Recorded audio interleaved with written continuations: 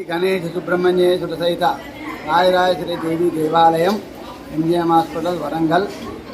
ఈ గుడిలో 1976 నుండి సామూహిక సహస్ర వరలక్ష్మి వ్రతాలు చేయడం జరుగుతుంది. ఇది వరలక్ష్మి వ్రతాలు ఎందుకు చేస్తారంటే, అమ్మవారు తానంతర తానే చారుమతి అనే ఒక బ్రాహ్మణ స్త్రీకి కల్లో కనిపించి పౌర్ణమి ముందుగా వచ్చే శుక్రవారం నాడు చూసుకుంటే మీకు సర్వ సంపదలు ఇస్తా అని చెప్పి అమ్మవారు చెప్పింది. అప్పటి నుండి ఈ యొక్క వ్రతం చేయడం అనేది ఆనవాయితీ. అయితే సర్వ సంపదలు అంటే అమ్మవారి దృష్టిలో మనకు ఐశ్వర్యం మనం అనుకుంటున్నాం, కానీ మన దేశము, మన రాష్ట్రము, మన గ్రామము అంతా కూడా సస్యశ్యామలంగా ఉండాలి. ఇది వర్ష ఋతువు అన్నట్టు.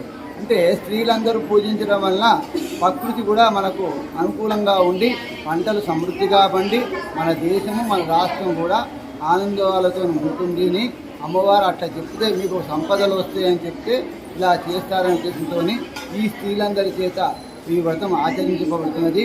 ఎక్కడ నార్యస్తు పూజ్యతే అంటే ఎక్కడ స్త్రీలను పూజిస్తే అక్కడనే ధన సంపదలు ఉంటాయట.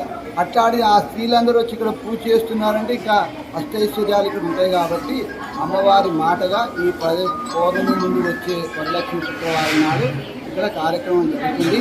దీనికి ఈ వరలక్ష్మి వ్రతం రోజు మా గుడి చైర్మన్ గారు వాళ్ళ కుటుంబము, గోలి సుందరయ్య గారి వాళ్ళ కుటుంబము వీళ్ళందరికీ కూడా భోజన ప్రసాదాలు పెట్టడం అనేది జరుగుతుంది.